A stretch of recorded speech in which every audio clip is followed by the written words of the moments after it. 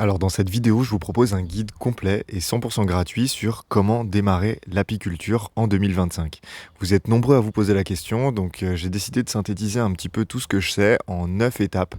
En tout cas, voilà les 9 étapes que je suivrai si cette année 2025, je voulais démarrer l'implantation d'une ruche chez moi. Alors avant de démarrer et que je te dévoile ces 9 étapes qui vont te permettre de récolter tes premiers kilos de miel en 2025, sache qu'on a créé une formation dédiée à l'apprentissage de l'apiculture. C'est accessible aux débutants, il n'y a pas de jargon technique, c'est une formation qui est illustrée et qui détaille en plus de 10 heures de contenu vidéo et plus de 43 vidéos différentes la méthode ultra détaillée qui te permet justement de passer d'apiculteur débutant à apiculteur confirmé. Si tu t'intéresses à l'apiculture, que tu sais pas vraiment comment t'y prendre, que tu vois beaucoup d'informations sur YouTube mais que c'est jamais dans le bon ordre, que tu sais pas ce qu'il faut savoir et dans quel ordre il faut le savoir, sache que justement c'est l'intérêt de notre formation. C'est 100% en ligne, c'est accessible à vie. Tu peux regarder cette formation sur ton mobile, sur ta tablette, sur ton ordinateur, exactement quand tu veux, la suivre au rythme où tu veux et tu as un accès à vie. En tout cas, si ça t'intéresse, tu as le lien en description de la vidéo, tu peux cliquer, on te décrit toute cette formation. J'espère que ça va te plaire et je te laisse tout de suite avec la suite de la vidéo.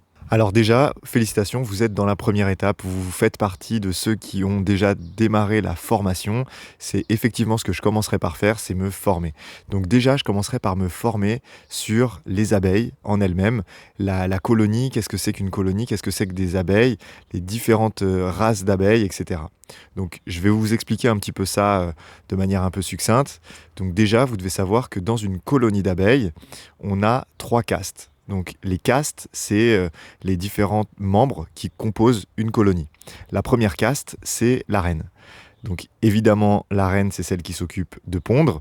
Elle diffuse autour d'elle une phéromone qui s'appelle la substance royale et qui inhibe la production d'ovaires sur les ouvrières autour d'elle et qui donc en fait d'elle la seule femelle fertile qui va donc pondre tout au long de sa vie, qui peut durer entre 3 et 5 ans, sur toute la période de vie de la colonie, en tout cas sous son règne. La deuxième caste, c'est les ouvrières. Les ouvrières, elles sont les filles de la reine, issues d'œufs fécondés de la reine.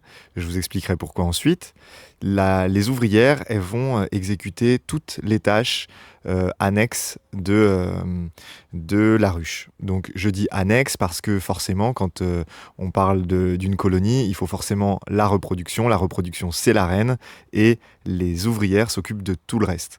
Elles vont s'occuper au début de leur vie de nettoyer la colonie, puis elles vont être des nourrices, elles vont nourrir les autres larves, elles vont servir de gardiennes, elles vont servir de bâtisseuses, de magasinières pour justement stocker le nectar qu'elles vont transformer en miel, et bien entendu, elles vont être des butineuses. Ça, c'est vraiment le cœur de la production d'une colonie. Et vous avez ensuite les mâles, qui sont les faux-bourdons, qui vont, eux, gérer uniquement la reproduction. Le but d'un mâle, dès qu'il commence sa vie, c'est de quitter la ruche, de se retrouver dans des congrégations de mâles dans les airs, où les reines vierges vont venir et vont être fécondées justement par ces faux-bourdons. L'accouplement entre un faux-bourdon et une reine va tuer le mâle. Exactement pareil que quand une abeille va vous piquer, elle va mourir parce qu'elle va y laisser une partie de son abdomen avec son dard. Et bien là, c'est pareil. Le mâle, le faux-bourdon, il va perdre son endophallus dans l'accouplement et y laisser une partie de son abdomen, ce qui va le tuer directement. Vous avez 2 types d'espèces. Vous avez les abeilles qui vivent en colonie et les abeilles qui vivent de manière sauvage et solitaire. Donc dans les champs, dans la garrigue notamment, vous pouvez voir un certain nombre d'abeilles solitaires, mais les abeilles qui nous intéressent pour la production de miel, c'est les abeilles qui vivent en colonie. Donc vous avez différentes races, l'abeille noire, l'abeille italienne, l'abeille caucasienne, l'abeille carniolienne, etc. Elles ont toutes un petit peu des particularités. L'abeille italienne, par exemple, va être très productive.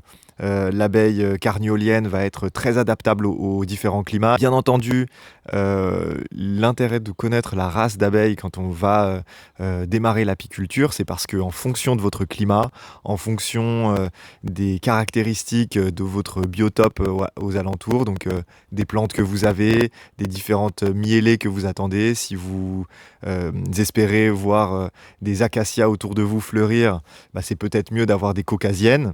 parce qu'elles vont avoir une langue, un proboscis qui va être plus long et qui va leur permettre de butiner tout au fond des fleurs à corolle, justement comme les acacias.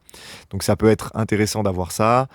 Si vous avez un climat très sec et très chaud, peut-être plutôt des abeilles ligustica, donc des italiennes. Voilà, elles ont forcément toutes leurs particularités et leur pendant. Donc, à chaque fois que vous avez un avantage, vous avez un inconvénient. Les colonies qui vont être très populeuses et qui vont avoir la particularité d'être très productives, elles ont aussi le risque d'être des fois trop populeuses et donc trop gourmandes en hiver. Donc, il faut bien gérer la période d'hivernage. Donc, l'intérêt de connaître bien ça, c'est justement de pouvoir se préparer. De connaître ces abeilles, c'est super important. Donc, ça, c'est vraiment la première étape. Donc, vous avez démarré parce que si vous êtes sur cette vidéo, c'est que vous commencez à vous former sur l'apiculture. Donc, évidemment, c'est le point central. Le premier point que vous devez faire, c'est vous former. Ensuite, le deuxième point, c'est l'évolution au fil des saisons. Donc ça, c'est un gros point parce que en fonction de la saison, vous n'allez pas faire la même chose.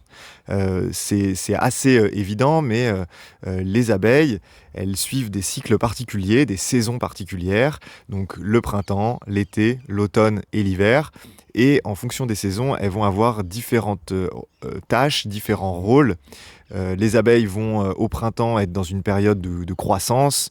La reine peut pondre jusqu'à 2000 œufs par jour, parfois plus en fonction des différentes races d'abeilles.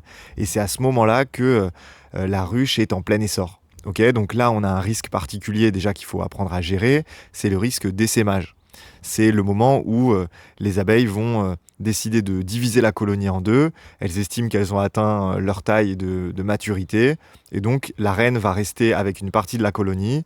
Et vous allez avoir des reines qui vont être élevées naturellement par les autres abeilles, qui vont quitter la colonie en emportant une partie des abeilles ouvrières avec elles. Donc vous devez apprendre à gérer ça pour savoir justement ce que vous devez faire à ce moment-là. L'intérêt de débuter l'apiculture après cette période-là, c'est que c'est probablement la période la plus technique, la période du printemps, donc du mois de mars et d'avril. Et donc si vous regardez cette vidéo au moment où elle sort, donc au mois de mai, vous évitez ça si vous débutez l'apiculture en 2025. Et donc c'est hyper important. On en a parlé, on vient de sortir une vidéo sur quand commencer l'apiculture. Donc si vous voulez la regarder, n'hésitez pas. En tout cas, la fenêtre de temps de début mai à mi-juin, c'est vraiment les 6 semaines idéales pour commencer l'apiculture. Parce que justement, on a retiré cette période du printemps. On ne commence pas par cette période du printemps qui peut être un peu touchy pour les jeunes apiculteurs. En été, on va avoir justement la phase de production. C'est là où la majorité des récoltes de miel vont se faire par les abeilles. En tout cas, elles vont récolter le nectar, l'amener à la ruche, il sera transformé en miel. Et donc, c'est à ce moment-là que vous allez pouvoir commencer à récolter. On récolte généralement aux alentours du mois de juillet, donc mi-juillet à fin juillet. Puis on va rentrer tout doucement dans la période de l'automne. Donc l'été, c'est également le moment où vous faites un premier traitement justement contre les différentes maladies et notamment le varroa, qui est le parasite le plus répandu et qui fait le plus de dégâts dans les colonies d'abeilles. Donc vous allez devoir gérer ça pendant la période de l'été. Et ensuite, en automne, vous allez accompagner la ruche et la colonie sur une phase importante qui est la phase de pré-hibernation, puisque justement, en hiver, votre ruche va voir réduire sa population, la reine s'arrête pratiquement de pondre, et là, vous n'avez plus qu'une grappe d'abeilles à l'intérieur de votre ruche qui va s'occuper de maintenir en vie la reine, de garder une colonie suffisante pour pouvoir redémarrer l'année suivante. Donc se former bien sur ce calendrier, c'est hyper important. Nous, dans la formation, on en parle justement. On a un calendrier vraiment précis. On le partage justement dans les documents annexes, un PDF imprimable avec mois par mois ce qui se passe dans votre ruche et ce que vous avez à faire pour bien gérer votre ruche. Donc évidemment, c'est quand même un élément central. Ensuite, le point suivant, une fois qu'on a su ça, c'est se renseigner sur le matériel. De quel matériel vous avez besoin pour démarrer l'apiculture et quelles sont les différentes options qui s'offrent à vous.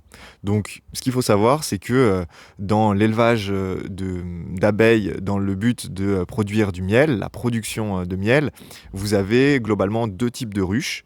Vous avez la ruche française, qui est la ruche d'Adam, et vous avez la ruche américaine, qui est la ruche Langstroth. Donc ces deux principales ruches, c'est celles qu'on va vous recommander quand vous commencez l'apiculture. Vous devez choisir une des deux, puisque c'est les ruches qui sont le plus adaptées aux débutants. Elles sont très standards, elles cochent un peu toutes les cases. C'est celles qui ont des volumes d'environ 40 litres, qui, d'après les études, notamment les études de Thomas Seeley, qui nous disent que les abeilles dans la nature privilégient des ruches aux alentours de 40 litres. Donc avoir une ruche comme ça, vous savez que pour vos différentes races d'abeilles, c'est compatible avec toutes les races d'abeilles et c'est parfait pour démarrer. Alors évidemment, en France, nous, ce qu'on va recommander, c'est de démarrer par la ruche d'Adam. La ruche d'Adam, c'est celle qui est le plus utilisée par tout le monde. Vous avez énormément de sites internet, énormément de magasins d'apiculture en physique autour de chez vous. Les apiculteurs autour de chez vous travaillent sûrement en d'Adam. Donc c'est le mieux que vous pouvez faire, c'est justement vous coller aux autres parce que quand vous démarrez l'apiculture, vous avez besoin de repères. Et si vous êtes seul à travailler d'une manière et que tout le monde autour de vous, que ce soit sur YouTube, sur les différents forums, autour de vous, chez les apiculteurs, dans les ruchers écoles, dans les syndicats apicoles, etc., tout le monde utilise la d'Adam et que vous êtes sur autre chose, ça peut être un peu compliqué. Donc nous, on va vraiment recommander l'utilisation de d'Adam. Mais après, vous avez tout un tas de matériel. Vous avez les combinaisons, vous avez les gants, vous avez les bottes, vous avez les lève-cadres, vous avez les grilles à rennes. Tout ça, c'est important de savoir ce que c'est et de pouvoir commencer à se renseigner sur quel matériel vous avez besoin d'acheter et le matériel que par exemple vous pouvez louer, notamment pendant les phases de récolte, tout ce qui va être extracteur, etc. Ensuite, bien entendu, on va se renseigner sur la partie réglementation. Vous êtes en France, si vous regardez cette vidéo, vous êtes probablement dans un pays francophone, en France, au Québec, en Suisse, en Belgique, en Afrique francophone par exemple. Vous devez vous renseigner sur quelles sont les règles à respecter en fonction de l'endroit où vous vivez et l'endroit où vous voulez implanter vos ruches. En France, pour parler du cas que je connais, donc dans la formation également, on a fait un module dédié à la France, au Québec, à la Suisse et à la Belgique. D'après nos statistiques YouTube, c'est les pays qui regardent le plus nos vidéos. Donc, il faut se renseigner et nous, en France, on va être soumis à plusieurs règles. Par exemple, entre le 1er septembre de l'année et le 31 décembre de l'année, vous devez vous déclarer sur le site du ministère de l'Agriculture, vous déclarer en tant qu'apiculteur. Donc, on va vous donner un numéro unique, un API, numéro d'apiculteur, qui va être à inscrire à l'endroit de votre rucher. Donc, à l'endroit où vous avez vos ruches, vous allez mettre un panneau avec des lettres de 8 cm de haut. Oui, je sais, c'est précis. De 8 cm ou plus, avec justement votre numéro d'apiculteur. D'accord ? Vous pouvez également l'inscrire sur vos ruches. C'est juste que si vous avez 50 ruches, c'est probablement pas votre cas si vous regardez cette vidéo, c'est plus pratique de mettre un panneau à l'endroit où vous avez vos 50 ruches. Donc ça, c'est une des réglementations. Vous en avez d'autres sur la limite de propriété. Où est-ce que vous pouvez installer vos ruches ? En France, par exemple, on a l'habitude de dire qu'il ne faut pas, donc la règle nous dit qu'il ne faut pas installer de ruches à moins de 100 mètres d'un bâtiment sensible, école, base militaire, caserne de pompiers, hôpitaux, etc. On doit respecter une distance de 20 mètres par rapport à ses voisins et 10 mètres par rapport à une voie publique. Donc si vous avez une route, un sentier, etc. Vous avez la possibilité, en France en tout cas, de casser cette distance et de ne pas avoir de distance à respecter si vous avez une haie ou une palissade, une haie vive, une haie sèche, peu importe, vous devez avoir un obstacle d'au moins 2 mètres de haut et 2 mètres de large à gauche de votre ruche et 2 mètres de large à droite de votre ruche. Donc je vous affiche un petit schéma juste là. Si vous respectez ces conditions-là, vous pouvez mettre votre ruche directement en limite de propriété. C'est même souvent ce qui se fait. Vous allez coller la ruche à la limite de propriété avec l'entrée de votre côté. L'entrée de la ruche se fera par votre terrain et derrière la ruche, on aura une palissade d'au moins 2 mètres de haut et d'au moins 4 mètres de côté. 2 mètres à gauche, 2 mètres à droite. Et ça va vous permettre d'être en règle, en tout cas en France. Vous pouvez avoir bien entendu des réglementations un peu particulières qui vont dépendre en fonction des arrêtés préfectoraux, etc. Donc je vous conseille quand même de vous renseigner un peu plus localement sur ce qui se passe. En Suisse, vous avez les règlements par canton. Donc évidemment, regardez un petit peu ce qui se passe autour de chez vous. C'est important de bien respecter les règles avant d'implanter sa ruche. Et ça va vous permettre justement de donner un critère sur l'emplacement de votre ruche, mais vous allez en avoir beaucoup d'autres. Et justement, ça, c'est un critère qu'il faut bien regarder, c'est l'emplacement de la ruche. Donc l'emplacement, ça va être quelle orientation je donne. Alors généralement, les ruches, on va les placer plutôt sud-sud-est, avec l'entrée de la ruche orientée sud-sud-est, parce que justement, c'est ce qui va être le plus propice à la production de miel. Les abeilles vont être stimulées par les premiers rayons de soleil qui vont apparaître. Le soleil se levant à l'est, on a envie que les abeilles regardent le soleil dès les premiers rayons de soleil du matin. Donc l'entrée de la ruche se fait sud-sud-est. On les protège généralement du vent, donc surtout si vous avez des vents dominants. Nous, on est dans le sud-est, donc le Mistral par exemple. Il faut faire attention à ça. Ça peut perturber vos abeilles, ça peut les rendre agressives justement pendant les visites. Donc vous avez envie d'être dans un environnement calme. Et de toute façon, vos abeilles, pour qu'elles puissent tenir l'hiver aussi, c'est bien qu'elles ne soient pas plein vent, sinon elles vont avoir tendance à trop se refroidir et à consommer trop d'énergie pour maintenir la ruche à la bonne température. Donc on va essayer de les protéger. Vous avez aussi des choses à faire concernant tout ce qui va être l'accessibilité à l'eau, votre accessibilité, parce que forcément quand vous allez faire de la manutention, porter une ruche de 20 kg, une hausse de 20 kg remplie de miel, et si vous êtes tout au fond d'une forêt, ça peut être un petit peu compliqué. Donc réfléchissez aussi à ça, c'est des éléments qu'il ne faut pas négliger. Donc maintenant que vous savez où vous allez vous placer, votre ruche, vous avez des connaissances, que ce soit sur les abeilles, sur la colonie, etc. Vous avez choisi votre matériel, votre méthode d'apiculture que vous allez faire. Maintenant, vous allez évidemment vous poser la question de comment acheter votre essaim et comment le ramener chez vous, comment l'installer chez vous. Alors vous avez plusieurs méthodes, mais quand on débute, la meilleure de toutes les méthodes, c'est d'acheter un essaim sur cadre. Donc l'achat d'un essaim sur cadre, comment ça se passe? Donc vous allez contacter sur Le Bon Coin quelqu'un autour de vous, un apiculteur professionnel qui va vous procurer un essaim. Donc vous allez aller chez lui, il va vous fournir un essaim qui a déjà colonisé une de ses ruches. Donc l'avantage de ça, c'est que vous partez pas de zéro. Vous avez donc une ruche fécondée. Si vous commencez au mois de mai, vous avez la chance même d'avoir une ruche de l'année. Donc une ruche qui aura été fécondée sur cette année 2025, qui sera née et aura été fécondée sur cette année 2025. Et donc vous allez pouvoir comme ça acheter une ruche qui sera composée d'une reine et déjà des ouvrières, avec déjà des cadres de couvain, déjà des cadres avec du pollen et du miel. Et donc en fait, vous allez aller chez l'apiculteur. Donc généralement, ça se passe dans la soirée, parce que c'est à ce moment-là que toutes les butineuses sont rentrées à la ruche pour passer la nuit dans la ruche. Alors que si vous, évidemment, vous y allez en pleine journée, vous avez des butineuses qui sont à droite à gauche. Donc vous allez y aller le soir. L'apiculteur va vous donner des cadres que vous allez mettre directement dans votre ruche.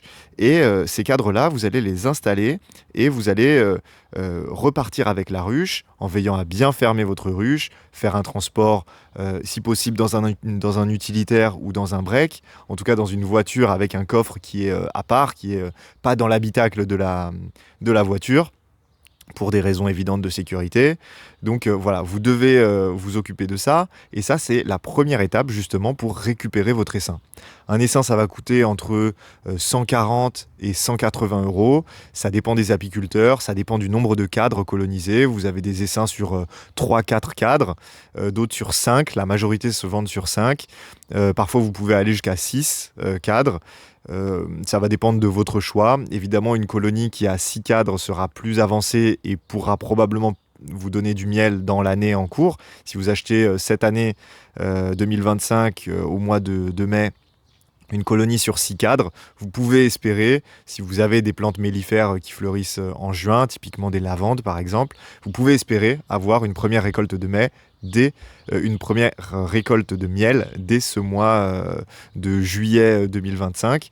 Donc évidemment, il va falloir regarder ça. Si vous prenez une colonie qui est sur 3 cadres, votre but, ce sera simplement de la faire prospérer pendant le reste de l'été pour qu'elle puisse finir tranquillement son année en restant sur ces productions de miel. Vous n'allez pas récolter de miel et vous aurez l'année prochaine une colonie forte qui pourra vous générer du miel en 2026. Bon, le point suivant, évidemment, c'est que maintenant vous avez votre ruche chez vous, donc il va falloir gérer les visites. Vous avez des choses à savoir pour gérer une visite. La première chose, c'est le process. Comment on fait pour gérer une visite de A à Z. Donc c'est pour ça que nous, dans la formation, on a créé une checklist, une liste des choses à faire dans l'ordre pour que vous ne soyez pas perdu. Vous l'imprimez, vous la mettez à côté de vous et vous pouvez comme ça la dérouler avec vos ustensiles, votre matériel quand vous êtes en train de surveiller votre ruche. Donc une visite, ça se passe par beaucoup de choses. Vous allez suivre le poids de votre ruche. Donc vous allez utiliser, moi la méthode que je recommande, c'est d'utiliser un petit peson de pêche ou de bagages pour peser les valises, etc. Donc vous le prenez dans votre main, il y a un petit crochet, vous soulevez l'arrière de la ruche, vous le soulevez pas trop pour pas non plus mettre le désordre dans la ruche, mais vous le soulevez un tout petit peu et vous allez lire le poids de la ruche. Ça, c'est important pour les débutants parce que ça rassure, ça vous donne un chiffre vraiment sur l'état de la ruche. Et en fonction de ce chiffre-là, vous allez avoir des actions ou non à réaliser. Donc, vous renseignez sur justement le suivi d'une ruche et le suivi de son poids. C'est pour moi très important pour un débutant. Ça rassure et ça permet de vraiment faire les bonnes choses au bon moment. Ça évite les famines estivales. Ça évite justement aussi les moments où la colonie pourrait également manquer de nourriture pendant l'hiver, etc. Donc c'est bien, sachant que l'hiver, il ne faut pas visiter sa ruche pour ne pas la refroidir. Et ben, avec cette méthode, donc ce peson, vous allez pouvoir savoir quelles sont les réserves de miel restantes à l'intérieur de la ruche. Donc moi, je commence la visite par ça. Et ensuite, un coup d'enfumoir. Donc évidemment, vous allez devoir apprendre comment se servir d'un enfumoir, comment l'allumer, etc. Donc d'abord du petit bois ou du foin, ensuite du carton par exemple, puis vous mettez toujours de l'herbe fraîche sur le dessus pour densifier la fumée et pour abaisser la température. Vous ne voulez pas brûler vos abeilles, vous voulez qu'elles sentent qu'il y a de la fumée pour qu'elles se jettent sur le miel, qu'elles gorgent leur jabot, donc c'est leur estomac à miel, qu'elles se gorgent de miel pour pouvoir... c'est un réflexe qu'elles ont pour, si jamais il y a vraiment le feu, pour pouvoir quitter la colonie et embarquer un maximum de provisions avec elles. Donc ça va vous permettre justement de travailler sereinement. Donc un petit coup d'enfumoir à l'entrée de la ruche, vous utilisez votre spatule pour décoller le couvre-cadre, vous pouvez accéder à vos cadres, un petit coup d'enfumoir justement sur le dessus, puis vous allez ouvrir votre ruche et donc regarder l'intérieur de votre cadre. Vous allez regarder s'il y a du couvain, est-ce qu'il n'y en a pas. Vous allez regarder si le couvain est en bonne santé, si vous avez beaucoup d'alvéoles operculées. Vous allez repérer la reine. Vous allez regarder si vous avez déjà du miel, si vous avez des alvéoles qui contiennent du pollen. Donc toutes ces choses-là, il va falloir les regarder pour bien se préparer aux éventuelles actions qu'il pourrait y avoir à faire. Donc traiter contre une maladie, remettre une reine si jamais vous vous êtes aperçu que la reine n'est plus là, qu'il n'y a plus de couvain, et que vous pouvez réintroduire une reine fécondée à l'intérieur pour sauver la colonie. Enfin voilà, donc évidemment il va falloir savoir comment gérer une visite. Ça se fait, il y a des points à regarder et quand on sait ce qu'on doit regarder, une visite ça dure pas très longtemps, ça dure entre 5 et 10 minutes maximum.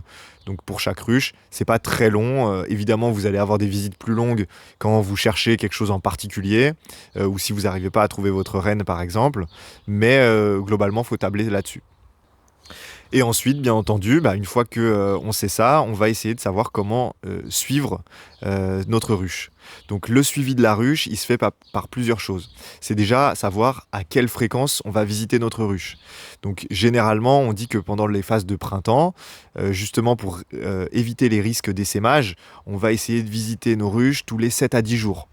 Évidemment, ça va dépendre de votre emploi du temps. Si vous êtes apiculteur loisir, vous n'avez probablement pas justement la possibilité de visiter dans la semaine si vous avez un boulot à temps plein, puisqu'on essaye de faire les visites plutôt dans la journée, plutôt fin de matinée, début d'après-midi. Au moment où justement on a un maximum de butineuses qui sont à l'extérieur, la ruche est un peu plus calme, puisque la ruche va avoir tendance à être un peu plus agitée justement au crépuscule, donc on essaye de ne pas aller visiter sa ruche en rentrant du boulot le soir. Ça peut être un petit peu compliqué, à moins que vous rentriez suffisamment tôt. Donc Ça va être une des premières choses à regarder, mais vous avez aussi justement ce fameux suivi du poids. Par exemple, en hiver, on essaye d'avoir une ruche, justement sur les derniers moments de l'automne, d'avoir une ruche qui pèse aux alentours de 30 kg pour une ruche d'Adam. Parce que ça va vous garantir que vous avez au moins 5 kg de miel de réserve pour vos abeilles. Et ça, c'est important parce que vos abeilles vont dans un hiver normal, si l'hiver est pas trop rigoureux, si justement la colonie est pas trop faible, elle va consommer à peu près 1 kg de miel par mois. Donc, arrivé à la fin de l'hiver, arrivé au mois de mars, elle aura justement 25 kg. Cette ruche pèsera 25 kg. Elle se fera passer de 30 kg à 25 kg. Elle aura consommé ses 5 kg de réserve, mais elle aura eu assez de nourriture pour gérer cet hiver. Ça va vous permettre de ne pas forcément avoir besoin de la nourrir. Il y a des méthodes justement pour nourrir ces abeilles. Et donc ça, il va falloir se renseigner justement sur comment faire, comment s'occuper de la nourriture de ces abeilles, comment suivre le poids de cette ruche, comment assurer le suivi de ces visites au mois le mois, les différents traitements. Alors c'est évidemment lié au rythme annuel de la colonie dont on a parlé justement dans les précédentes étapes, mais ça c'est quelque chose de très très important qui va vous permettre en fait de faire prospérer votre ruche de semaine en semaine, et puis de mois en mois, et puis d'année en année, de faire justement ces phases de remérage où vous allez remplacer votre reine, etc. Ce suivi-là, il est important justement pour pouvoir vous garantir une pratique apicole sur le long terme. Et enfin, on y est, finalement le meilleur moment, ce pourquoi la majorité d'entre vous font ça, c'est la récolte. Savoir quand et comment récolter, c'est tout un apprentissage. C'est pas très compliqué, mais il y a des choses à savoir justement sur tout le process. On en a fait une vidéo également sur la chaîne YouTube, donc vous pouvez aller la voir. Comment ça se passe entre les moments où on va justement récupérer nos cadres, les désoperculer, puis ensuite justement les faire passer dans un tamis après avoir extrait justement le miel via une centrifugeuse. Ce tamis qui va nous permettre de retenir justement toutes les impuretés, tous les morceaux de cire, puis justement le miel qui va s'écouler dans ce maturateur qu'on va pouvoir stocker pendant 45 jours, le temps de faire décanter le miel, qui va nous permettre justement de récupérer le miel pur en bas et les petites impuretés sur le dessus avant la mise en pot. Donc voilà, ce seraient les 9 étapes que je respecterais justement pour démarrer l'apiculture en 2025. Si vous respectez ces 9 étapes, franchement, vous ferez partie des meilleurs apiculteurs qui soient, ceux qui sont les plus rigoureux, ceux qui savent de quoi ils parlent, et vous aurez certainement un très très bon taux de réussite. Quelqu'un qui sait ce qu'il fait et qui va dans le bon sens, il a beaucoup de chances de ne pas faire d'erreur et donc de pouvoir garder sa ruche sur les différents mois, sur les différentes années. L'apiculture, c'est un super loisir, ça va vous apprendre beaucoup de choses. C'est pas un loisir qui est si chronophage. On a l'habitude de comparer ça à avoir un potager, mais honnêtement, c'est probablement 2 à 3 fois moins de temps qu'avoir un potager. L'avantage, c'est que vous pouvez y aller seulement une fois par semaine. Pendant la période hivernale, on n'y va pas du tout. Donc réellement, c'est quelque chose de très sain d'avoir une ruche chez vous. Ça maintient la biodiversité, c'est super. Donc si vous voulez vous commencer l'apiculture, n'hésitez surtout pas. Et je vous rappelle encore une fois, mais on a une formation qui récapitule tout ça, qui développe tout ça. On a plus de 10 heures de vidéos. Évidemment, je ne pouvais pas faire une vidéo de 10 heures sur YouTube. Donc ça aurait été complètement indigeste. Donc là, on a créé 43 vidéos réparties en 8 modules qui vous permettent de savoir tout ce qu'il y a besoin de savoir. Les différentes étapes, on développe, on rentre dans le détail, on prend le temps aussi, parce que c'est important. On répond à toutes vos questions et on est disponible dans une communauté privée qui a été créée justement en parallèle de cette formation pour que si vous avez des questions, vous pourriez les poser et on va pouvoir vous répondre directement. Donc si vous avez envie de vous lancer, ne procrastinez pas. C'est vraiment une opportunité énorme d'avoir des abeilles chez vous et de pouvoir avoir justement vos premières ruches en autonomie chez vous. Je vous remercie, n'hésitez pas à vous abonner si cette vidéo vous a plu, à commenter également si vous avez des questions, des remarques, des choses à améliorer sur ce genre de format. En tout cas, on a pris beaucoup de plaisir à faire cette vidéo. Je vous remercie.